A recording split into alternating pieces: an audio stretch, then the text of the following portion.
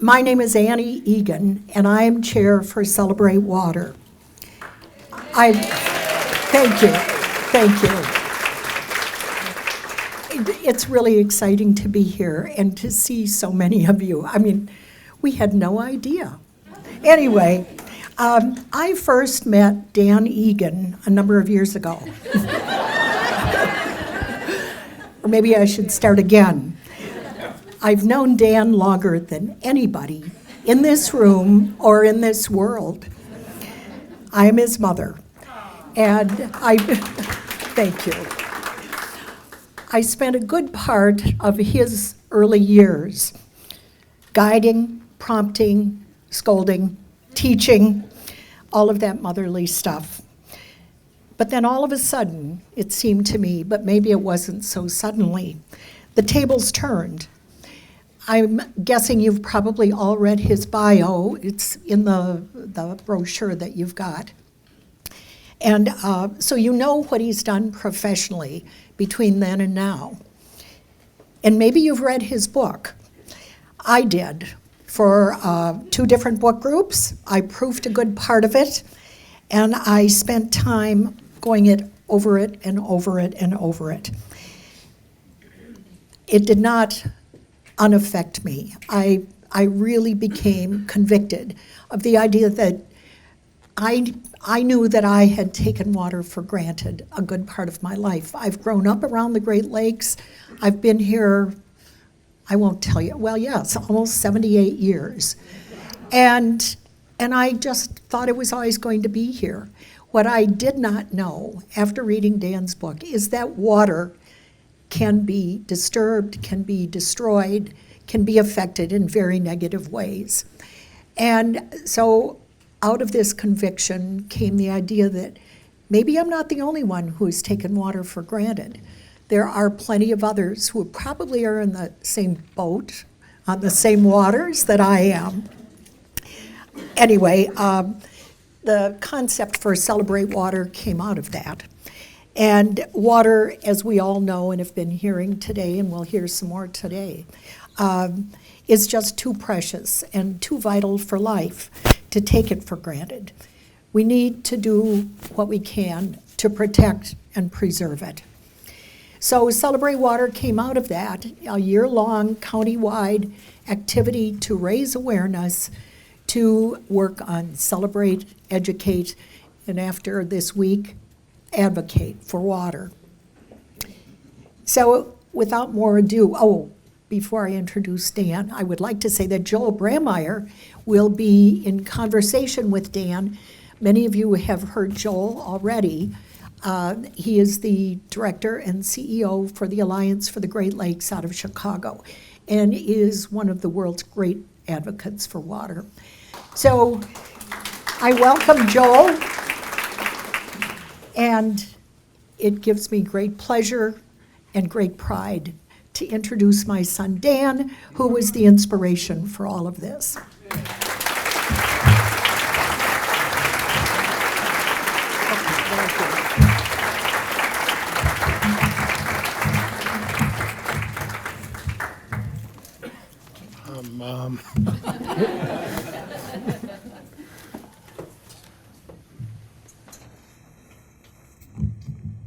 Thanks for coming. Joel's got a list of something there. Many difficult questions. We're just gonna kind of do this in free form. So, and then we'll leave some time. How long is this gonna go? 45 minutes? Is there a timekeeper? 45 minutes. So we'll save 5 or 10 minutes for questions? Yeah, we'll have a few audience questions at the end. Yeah. Sure. Okay. Okay. So I'll just give a brief introduction, and this is awesome to be here and look out at such a great and large crowd. So I have known Dan professionally for about 15 years or so, from the time that I was a young advocate trying to figure out what I was doing with my life. And I wanted to just start out today by mentioning, certainly just to get this out of the way, if you haven't read Death and Life of the Great Lakes, please buy a copy of it today upstairs.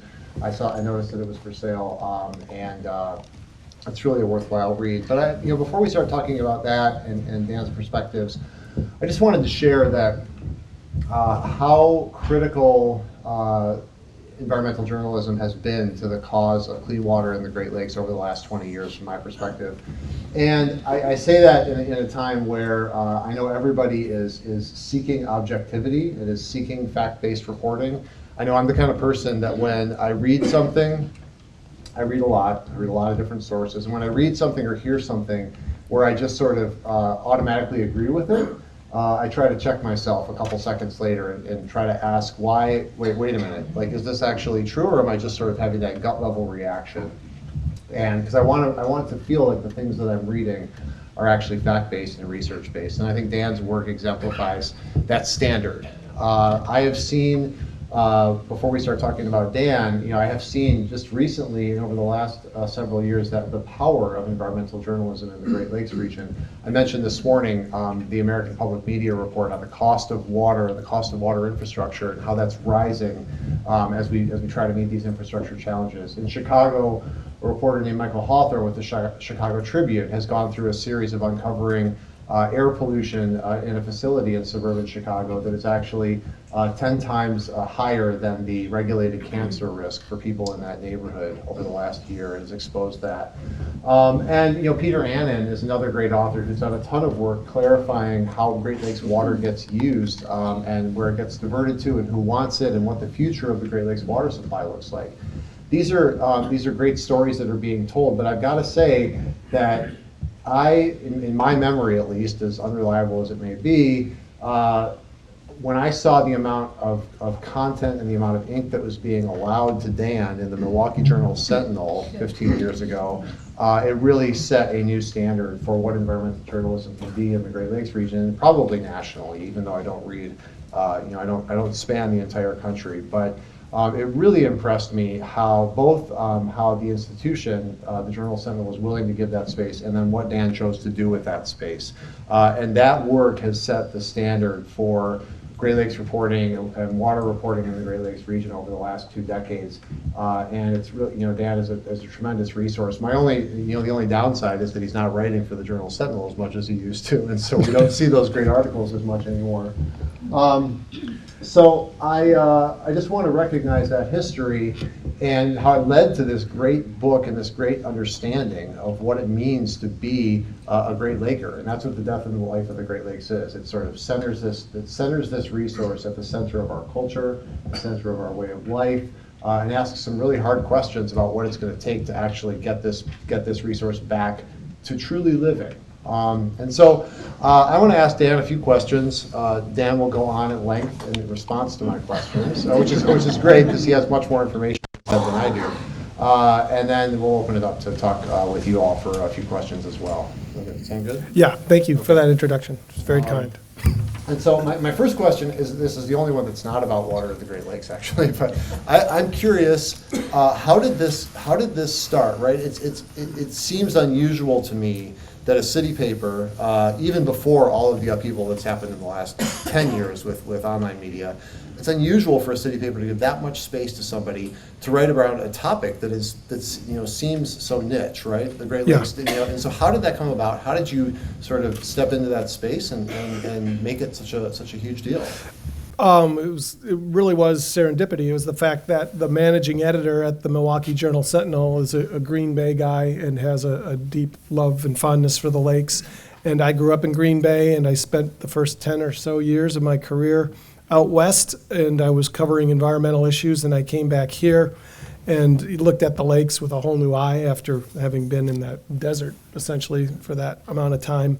And I had developed some reporting abilities at that point, and I just was drawn to covering stories about the Great Lakes, and it quickly evolved just between the managing editor. It was a lunch. We were just talking about, I didn't have a beat when I came to the paper. I was a feature writer, but I just kept writing features about the lakes. So George Stanley, the managing editor, said, these aren't just Milwaukee stories, they're region-wide, and you can make an impact beyond Milwaukee if you take on the lakes as a beat. So that's what I did. And then he gave me great latitude to follow whatever stories I found interesting. And it was just kind of a personal, I'm going on.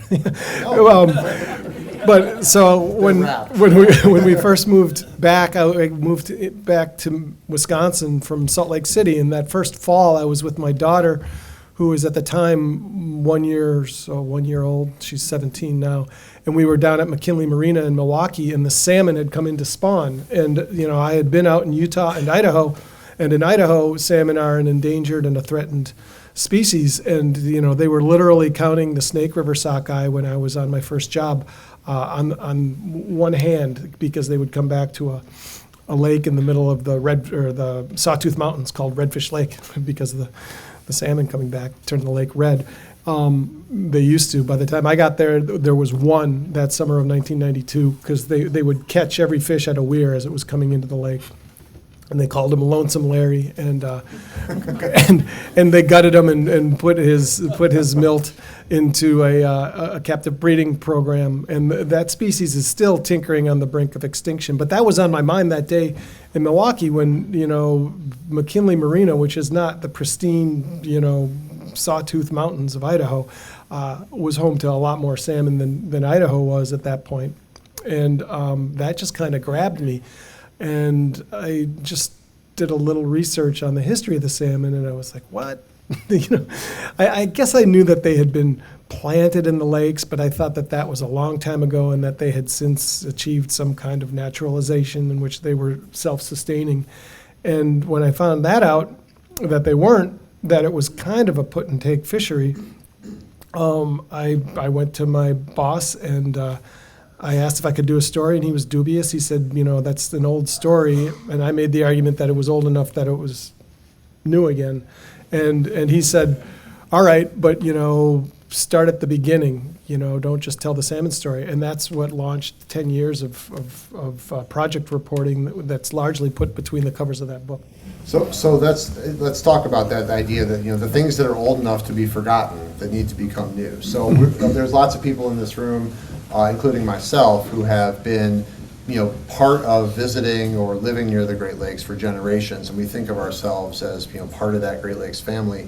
But help us understand, what was the picture here, right around the time that Europeans first started settling this region? Sort of paint that reality for us so we understand how much it's changed till today. Well, there were no salmon, and, it was a relatively simple assemblage of fish for the vastness of the water system, because the lakes really are isolated from the rest of the aquatic world by Niagara Falls, and even below Niagara Falls, Lake Ontario is largely insulated from anything migrating up the natural St. Lawrence River, because it was such a roaring torrent. And then there's that subcontinental divide, which is really a continental divide on the west, which kept the waters of the Great Lakes from mixing with the Mississippi River Basin, and we've destroyed both of those barriers with the St. Lawrence Seaway and with the Chicago Sanitary and Ship Canal, and so now we have a much different system. But early on, it was. And is Dennis Hickey still here? Good, because he knows way more, but commercial fisherman.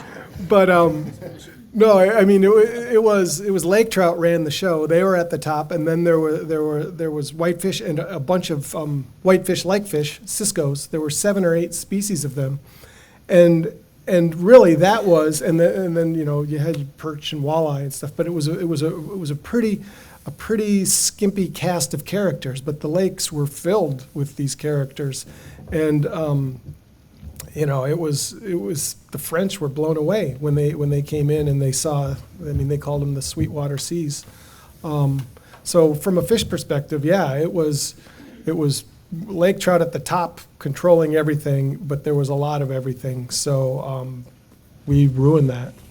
So you talk, part of the narrative, the sort of basic narrative of your book is about you use these 3 fish to tell stories, right? So can you tell us a little bit about the 3 fish and why they exemplify, the story of the Great Lakes today? Okay, and I'm just remembering the 3 fish. So I got it. No, I read the book.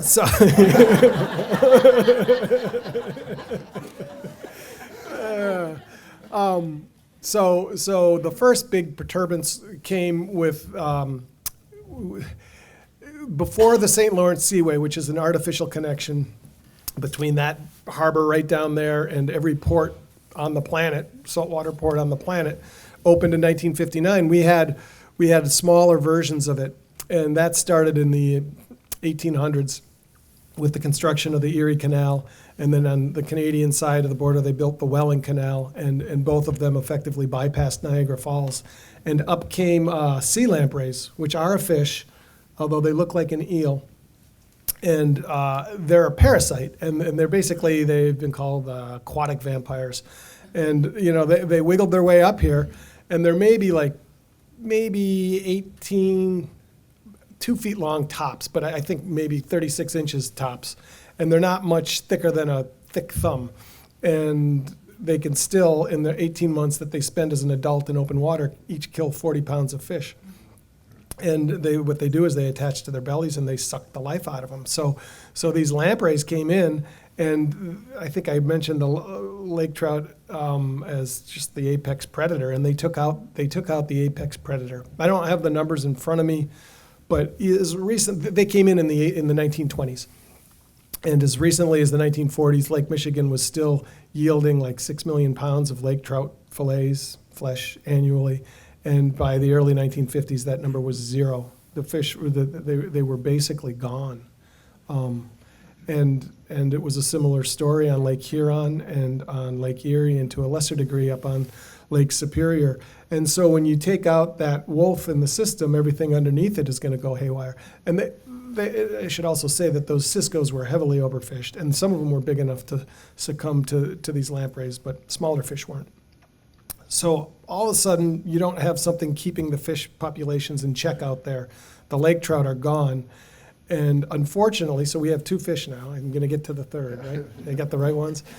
Behind the lampreys came alewives, which are an ocean herring. They're anadromous. Both lampreys and alewives, they hatch in fresh water. They spend their adult lives in salt water, and they come back and spawn in fresh water. But they don't need a saltwater component of that life cycle, we learned, if there's suitable habitat, which there is. And so alewives came up, and with nothing to eat them because they were too small to fall prey to the lampreys, things just went nuts. And I'm sure plenty of people in this room, I was born in '67, and I still have some memories of alewives just down in Big Harbor there, just on the rocky beach. But I found a story in the Chicago Tribune on my birthday that ran the day I was born, July 10th, 1967, and that was the peak of the alewife infestation. When at the time biologists were estimating that Lake Michigan's biomass in terms of fish was 90% alewife. So for every 9 pounds of fish out of the lake, 10 pounds, 9 were alewives. And because they weren't a true saltwater, freshwater native, they were under constant stress. Their kidneys were trying to keep some kind of a salinity balance going, and that made them vulnerable to die-offs, particularly when the temperature swung in the lakes. And, the phenomenon in the Great Lakes when the cold water can well up almost, in a matter of minutes, did not serve them well. So they were dying off by the billions. And I'm, speaking to the choir here, I'm sure, but beaches were just gooey, messy, horrible places to be. So what happened? We Stocking? Well, first of all, we found a poison. This is supposed to make everybody feel good. It's called lampricide for lampreys, and only lampreys. But it is a very species-specific toxin because the lampreys they're like, I forgot how old they are. I think in the book I wrote, they found a fossil of one that was like 370 million years old. And this has left them with a really crude liver, which makes them vulnerable in certain ways that other fish species aren't. So they developed a specific poison, and they figured out where the lampreys were spawning, which were in tributaries, just like on the East Coast. They're spawning in rivers, and unfortunately, it was in a relatively few number of places. So there was a very specific poisoning program that went on to take out the lampreys, and they knocked them down in the late 1960s to about 10% of their peak population, where it is about at today. This is a poisoning program that goes on. It has to go on in perpetuity, otherwise the lakes will break again in that fashion. And so we get control of the lampreys. We still have all these alewives. There's still, I mentioned Lake Superior wasn't as impacted with the lamprey infestation, so there were still remnant populations of lake trout up in Lake Superior, and maybe the natural, if you will, thing to do would have been to create a hatchery program for lake trout and to stick them in these lakes and have them feast on the alewives. But some biologists thought, wait, it's a good idea in a way. They thought this is an ocean species. It needs an ocean predator. So they brought in, so we have Atlantic herring, alewives, swarming in the lakes, and we bring in, literally flew them in by airplane, Pacific coho and Chinook salmon.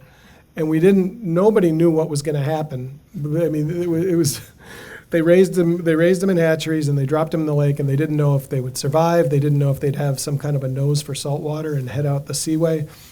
They had no idea. Well, the biologist who conceived this idea was dead on that they would be a good species to eat the alewives, and within a year or two, it was great guns for salmon fishing.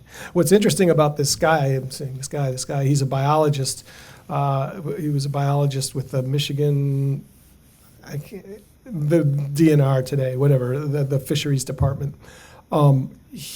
He's still alive. He just wrote a book. Really interesting guy, Howard Tanner. He really gets offended if you talk about this salmon stocking program as an alewife control program. That wasn't his goal at all. His goal was to turn the lakes into a recreational fishery. He thought that they could be much more productive in terms of providing fun for people and also economic development. And he was right. I mean, it created a multi-billion-dollar fishery program. So. Yeah.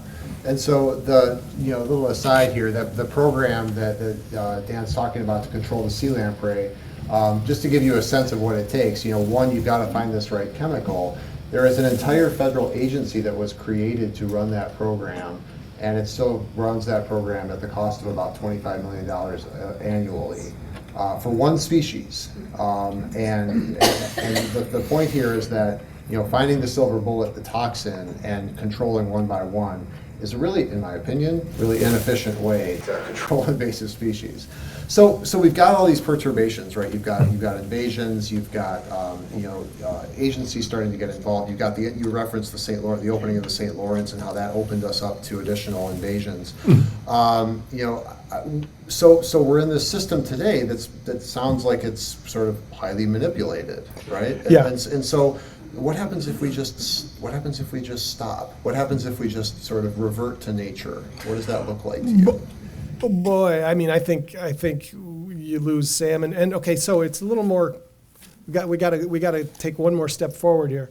So what I was just talking about basically was the top of the food chain getting taken out, and that happened with species that I like to think of made their way in honestly. They swam, but behind them came a whole new wave of species that were carried into the Great Lakes by these ships on the seaway. In 1959, the final big canal out to the sea opened up, the St. Lawrence Seaway, and it allows boats as big as almost, I think, 800 feet long, 80 feet wide, to sail up and to, deliver steel basically and to take out grain, but they're also delivering all these unwanted species in their ballast tanks, which are used to steady a ship, kind of like flaps on an airplane. They're critical. It's not really a choice that the shippers have whether or not to use ballast. But they brought in all these invaders, and the second wave took out the bottom of the food chain, and they did it with basically it was zebra and quagga mussels, which are about the size of a fingernail, but each of them can filter, I think it's a quart of water a day or something. They can effectively strip the plankton out of Lake Michigan in 2 weeks, the numbers of them. And so there's just not the food at the bottom of the food chain that there was. And we've seen the fishery suffer in some ways from that. In other ways, it's benefited because behind these mussels came another invader, the same way on up the sea in this ballast water, these round gobies, and they eat mussels. And so what we're seeing here, talking about reverting back to nature, anything that can eat a mussel is doing all right. And these salmon, the exotic salmon, will not deign to go down to the bottom and bang out a living, because that's where the gobies live, because they're eating the mussels on gobies. But whitefish, well, lake trout do. Lake trout are doing better than they have since the lamprey invasion first started. On Lake Huron, they're basically self-sustaining now, and walleye are doing great, and so are whitefish, which is very curious. I wish Dennis was here because he could probably illuminate this a little bit better. But whitefish aren't normally piscivores. They used to eat like this shrimp-like creature that disappeared with the arrival of the mussels. So they started eating zebra and quagga mussels, and this apparently quagga mussels have thinner shells, and some whitefish can make a go of it now on quagga mussels. They crunch them in their stomach. They don't have teeth, but they're also eating gobies, and so you can see in the winter here just these villages of ice fishing shanties, and a lot of that is whitefish fishing, which is really, really interesting. So if we did nothing, which is a great question, it's a little more complicated to say do nothing. I think how do you do nothing? And I think you do nothing by not introducing anything new. And how do you do that?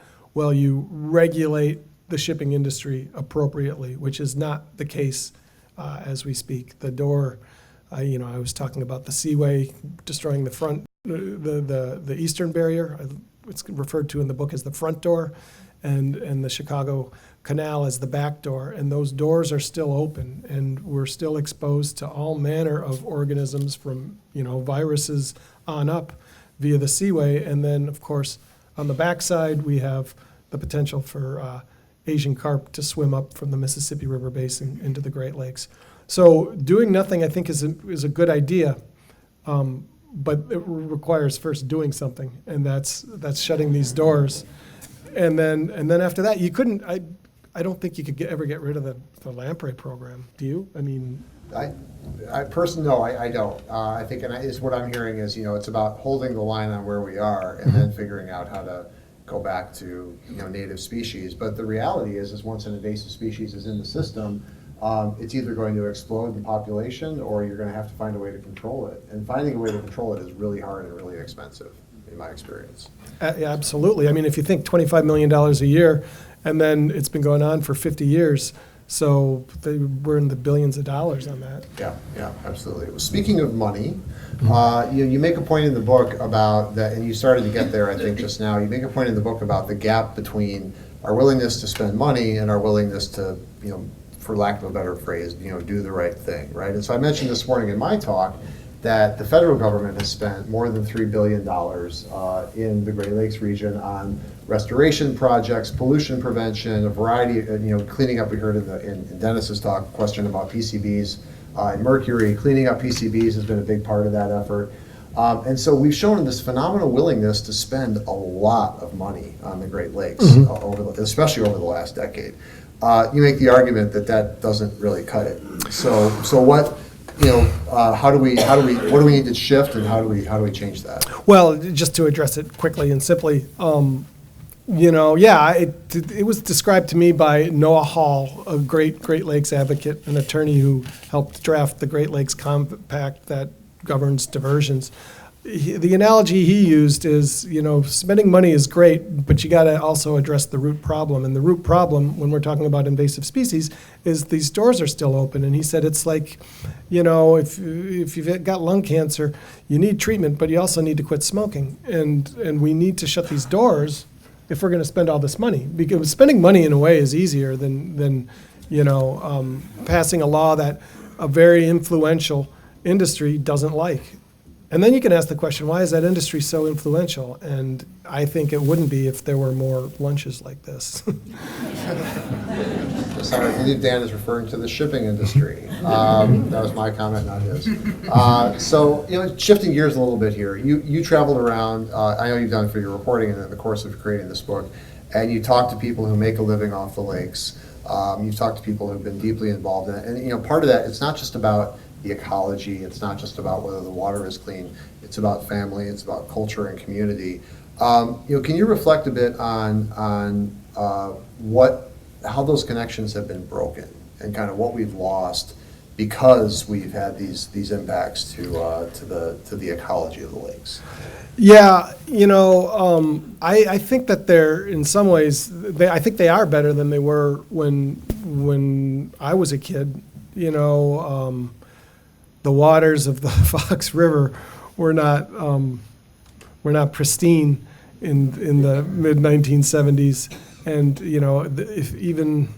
Well, Green Bay is kind of a bad example, but I mean, if it gets to your point, if you're a kid on a bike in Green Bay, good luck finding a beach to swim, which is just a shame when you look at a map. I mean, it looks like the most water, or look at a globe, one of the most water-rich places in the world, but I don't think that there's a public beach south of Dykesville, or even, I mean, that's like 20 miles.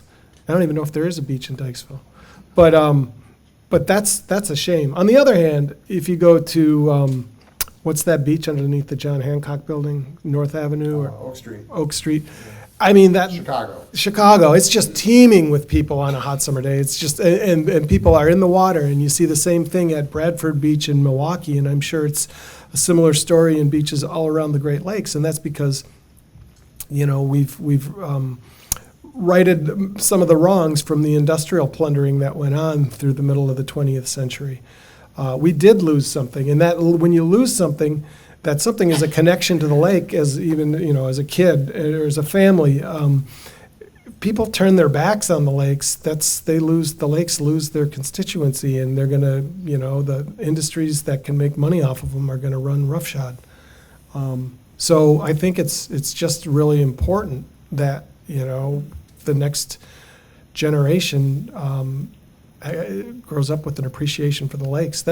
People are commonly ask, like, this book's a bummer. Or, I mean, what can I do? And, it just starts by going down to the water and using it and expecting it to be clean, to be swimmable and fishable. I've had that question, and another leader of another organization answered that for me once when I was in a conversation about, well, what can I do to help? And the first way you can be an advocate is to use the water, and that starts to tell you the story about what's right and what's wrong, and you can now clue in to more actions you can take. So I think that's a great point. I've actually had, Dan, more than one person say, I wish it was called The Life and Death of the Great Lakes, because the fact that death is first really is a bummer. But the cat's out of the bag, the New York Times review is in, so I think we're stuck with the title. So it was a good one. Well, that wasn't my title. I don't mind it, but the book originally had a different first chapter. I went out with, why can't I remember right now? Dan Anderson, who the Anderson family was from Ellison Bay, and they've migrated all around the lakes to commercially fish. And he ended up in Milwaukee going for chubs off of his boat was on the Kinnickinnick River, right in a very, very industrial corner of Milwaukee, which is very industrial to begin with. And he left in 2011 because there were no more chubs down there. And so he was describing the lake to me on the southern end in terms of the commercial fishery, and he called it a liquid desert. And so that was the original title. And then the subtitle was Death and Life of the Great Lakes. And the death and life comes from, these are people in New York who are thinking in ways that I'm not, but it's homage to Death and Life of the Great American Cities, which was written largely about New York in the early 1960s. And obviously, New York City's not dead, and neither are these lakes. But there was some going back and forth among people at the publisher about what to call it, and that's what they called it. So I picked the picture. Let me just real quickly, I saw that picture at a gallery night in my neighborhood at a coffee shop. It was the title was Surfing the Great Lakes, and it was really just a bunch of pictures of the Great Lakes, and there was a framed copy of that, and I talked to the photographer, and I wanted to buy a copy of it before put in my living room before I was even working on the book. And then they sent me a copy of the book, mocked up, a cover, and it was Niagara Falls. And Niagara Falls is part of the lakes, but it's its own thing, and it just didn't work for me. So I said, how about this? And they took it. So I love the fact that you see this as we're on the rebound now, like with the sort of maybe we've hit the depths and I hope so. We've had the depth and that we're on the way back. And I see that around the Great Lakes region in rooms like this, in rooms in Chicago and Cleveland. And somebody asked me, Chris, somewhere in the audience asked me today, so are the issues the same no matter where you go? And my answer is, the simple answer is, it's variations on a theme, but everybody gets that safe and clean water is something that everybody should have. And the challenges are different in place, depending on where you are, but that connection to that as a resource is there across those 1,000 miles across the Great Lakes. And so I'll just throw one more your way because it's a current issue, and then we can pivot to some audience questions. So, speaking of life, water level fluctuation is a fact of life, and it's actually good for the ecology of the lakes. At least that's what I hear from the scientists that I talk to. Mm-hmm. And so we're seeing something these days that we haven't seen in decades.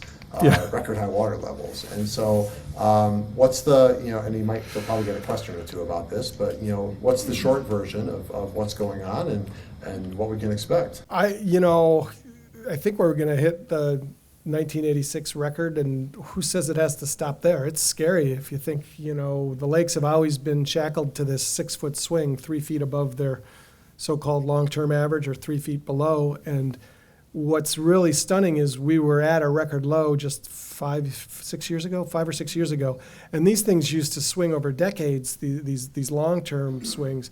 Now we're talking in a matter of 5 or 6 years, and it's still swinging. And so I could see going forward, just there's nothing saying that these lakes have to be bracketed in their historical range, and historical is almost a ridiculous word to use when you're looking at a data set that goes back to 1918. The lakes are 10,000 years old. Yeah. I mean, it's and everybody wants, the water to be exactly where it was when they were 10 years old and had the best summer of their life at the end of their dock. And that's just not the way it works. And, I think climate change is driving a lot of this, both the highs and the lows. And I'm not really well equipped to speak about the nitty-gritties of this, but we had that low because we were losing ice cover, and if you lose your ice cover, the lakes can start warming as early as March, and that gives them a running start to just collect temperature all season long. And then when the cold winds come in the fall, the evaporation it's happening. I don't have the numbers in front of me, but at rates that it never had historically, and that's why we went for 15 or so years without ever being at the long-term average. And then we get this polar vortex, and we get great ice coverage, and the lakes shot up faster than they ever had, recovering from that record low to their average, like in a matter of 2 years. And it's going, and it keeps going up. And now, I don't know how much of this is a function of ice from the last winter. I don't even remember what the ice cover was like last winter, but I do know that the precipitation this spring in the Great Lakes Basin overall has been up 21%. And so there's a lot. I mean, you just drive down the highways and you look at all the standing water in the fields and you think about where that's going, and it's going to seep and drip and drop its way into the lakes. So that's something, and there is no lever that some of these issues you can hit a lever. You can close a door, you can spend money cleaning up a toxic harbor. You can implement, even though we're not yet, adequate phosphorus controls. But this one is kind of out of our hands. And I think the only thing we can do is just be prepared to be flexible. Yeah, I think we do need to focus on solving the climate challenge, but that's 4 generations to come, and we've got to be ready to adapt to this new reality that's going to be much more volatile than what we've seen. So with that, I think we've got time for a few questions. So I'm sure that some folks have been preparing theirs in their mind. Just hands up and we'll start. Yes, ma'am. Hi, Dan, you wrote about the St. Lawrence Seaway and the economy of it. What if we closed it? The question is, what if we closed the St. Lawrence Seaway economically? And, the short answer is I don't think anything would really change that much. As far as, and you have to define closing it too. I mean, only about 5% of the ships sailing on the Great Lakes are these Celties, are coming from overseas ports, and they're the ones that are bringing in the trouble. And there was an analysis done way back in 2005 by a couple of logistics fellows from Michigan. One was at Grand Valley State, and one was with the retired from the state. And both, by my assessment, were objective guys. The Michigan, the Grand Valley State guy was actually protege of a guy who was like the biggest logistics champion of the Seaway back in the 50s. And they concluded that if you stop these ships, which are averaging fewer than 2 a day during a 9-month season because of ice, it's really equivalent to like an inbound train and an outbound train, 100-car train. The impact would be about $55 million. And that was a study that they got roasted for it by the Seaway people. It should be noted that one of the director of the Seaway didn't read the study. He just said it was academic gibberish. But when it was peer-reviewed in a very public fashion down at the Shed Aquarium in Chicago, they brought in people from around the country and looked at the numbers and their methodology. And they said, if anything, you gave the shipping industry a break. The savings wouldn't even be that much. And that was a year when I think there were 12 million tons of Celtic cargo moved on the Seaway, and in some years recently we've had like 5 million. So it's gone down. Having said that, I mean, I'm not against the shipping industry. I think that, it's a big part of our economy. It's a big part of our culture. They're big lakes, and there's room for these ships. It's just that they've got to not be polluting they don't belong to the shippers. These aren't highways for the shippers. These are lakes that belong to the public. Well put. Yes.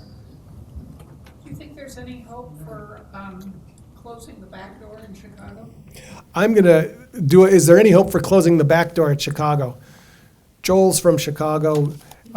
He's got an office real close to the canal. He could probably speak to this better than I.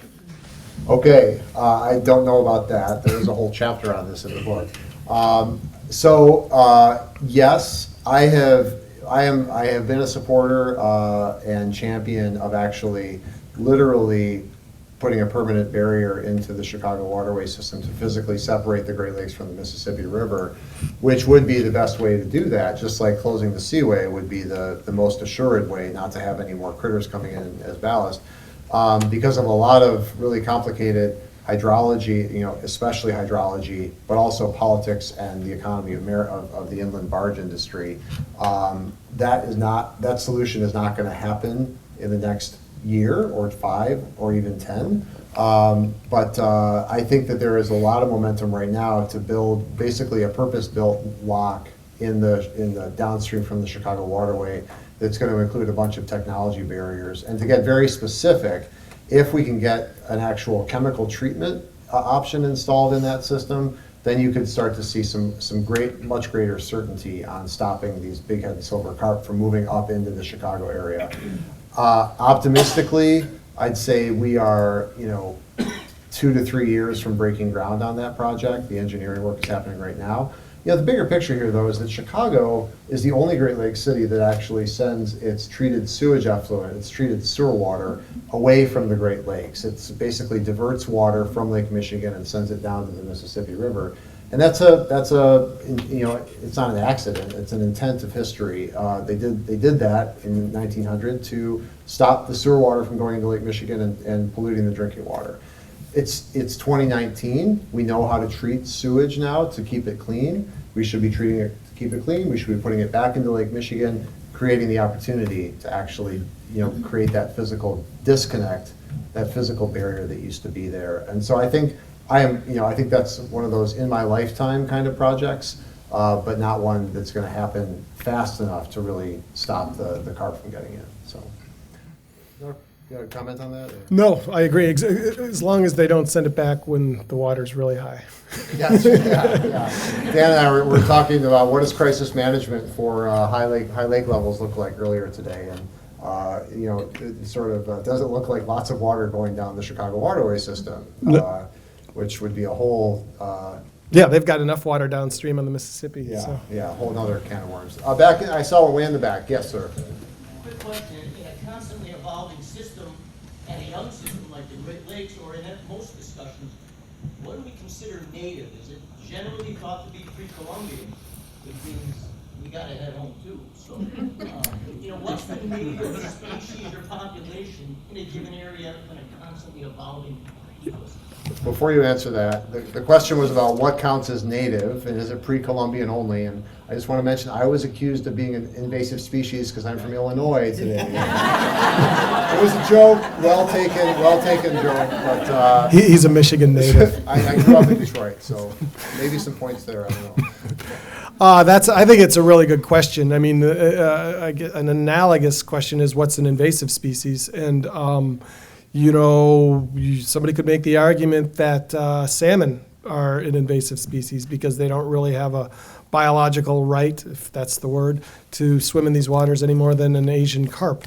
In my mind, native species, the species that I want to see out in the lake are the ones that promote some kind of a stability. And, that's basically anything that's going to eat goby at this point. And I don't have anything against salmon. I think salmon have been good for the lakes in terms of really rallying a constituency and getting people to care about. Once they care about the fish, they care about the quality of the water that the fish are swimming in. And they also knock down the alewife population. So it's a good question, and I think the answer is individual. And once you get political, then it's a majority vote. Hopefully, I don't know. But do you have a? I obviously I tend to be biased toward native species and feeling that we want to bring back some of what we had. But to your point about stability, managing the lakes with the goal of them being able to manage themselves, at some point in the future that I may not see, but at least that we're reaching some level of a sort of sustainable, self-reproducing populations of species that create a system that everybody can use and enjoy without all these intense interventions and crisis situations. That's what I'm looking for. So looks like we are getting the hook. So Yep. thank you. Thanks, Dan.